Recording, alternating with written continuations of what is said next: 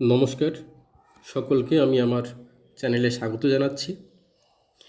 আগের একটি ভিডিওতে বানান ভুলের কারণ এবং তার প্রতিকার সম্পর্কে আমরা আলোচনা করেছি।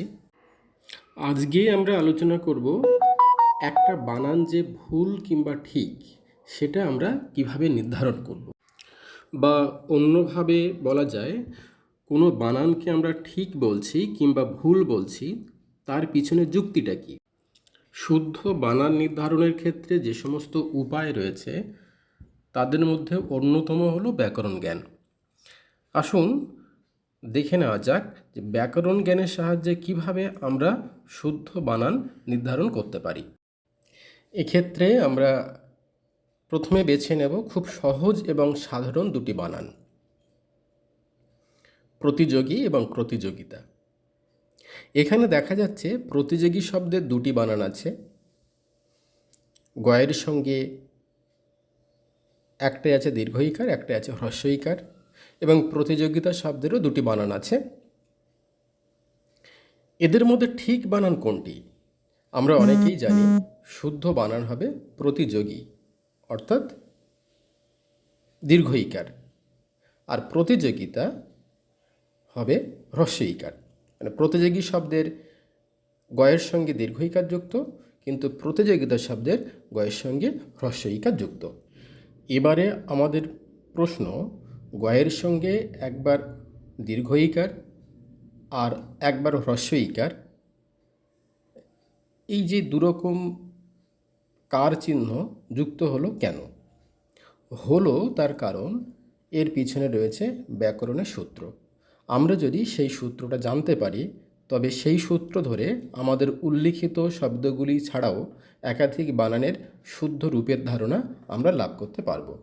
এবারে আসা যাক নিয়মের কথায়।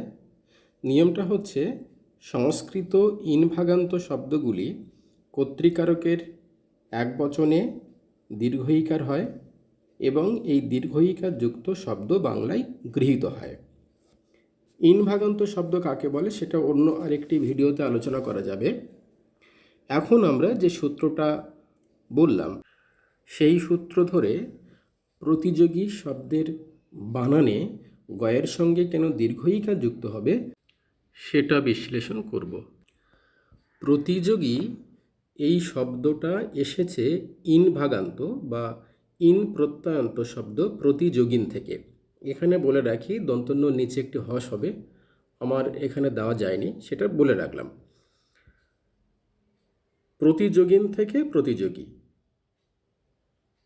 প্রতিযোগিনের দন্তন্য লুপ্ত হয়ে গেছে, তারই ক্ষতিপূরণ স্বরূপ পূর্ববর্তী ইকার মানে হ্রস্ব ইকার দীর্ঘ ইকার হয়ে গেছে।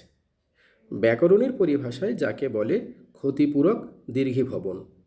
সমস্ত ইনভাগান্ত শব্দগুলির হ্রস্বস্বর এইভাবে দীর্ঘ হয়ে যায়। যেমন মন্ত্রিন থেকে এসেছে মন্ত্রী, সহযোগিন থেকে সহযোগী, ধনিন থেকে ধনী ইত্যাদি। এভাবে একটা নিয়ম শিখে আমরা একাধিক বানানের শুদ্ধ রূপ নির্ধারণ করতে পারব। এবারে আসা যাক দ্বিতীয় বানান সহযোগিতা প্রসঙ্গে।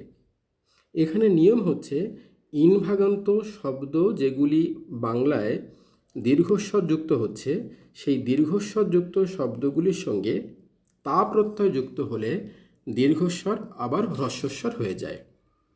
সহযোগিন থেকে সহযোগী এসেছিল, আমরা দেখেছি। এইবার কিংবা প্রতিযোগিন থেকে প্রতিযোগী এসেছিল, আমরা দেখেছি। এইবার প্রতিযোগী যুক্ত তা সমান প্রতিযোগিতা, দীর্ঘ ইকারটা তা প্রত্যয় যুক্ত হয়েছে বলে হ্রস্ব ইকার হয়ে গেল।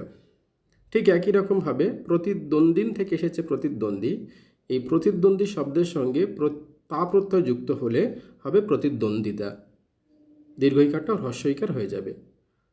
একই রকমভাবে সহযোগী যুক্ত তা সহযোগিতা হ্রস্ব ইকার হয়ে যাবে। এইভাবে আমরা যদি মূল সূত্রটা জেনে নিই তাহলে বানান ভুলের সম্ভাবনা কমে যাবে। আমি আজ এখানে একটি নিয়ম নিয়ে আলোচনা করলাম, ভবিষ্যতে অন্যান্য বিষয় নিয়ে আলোচনা করা যাবে। আমার আলোচনা সম্পর্কে কারোর যদি কিছু বলার থাকে বা প্রশ্ন করার থাকে তাহলে কমেন্টে গিয়ে তারা অবশ্যই লিখবেন। আমি উত্তর দেওয়ার চেষ্টা করব। সকলে ভালো থাকবেন। ধন্যবাদ।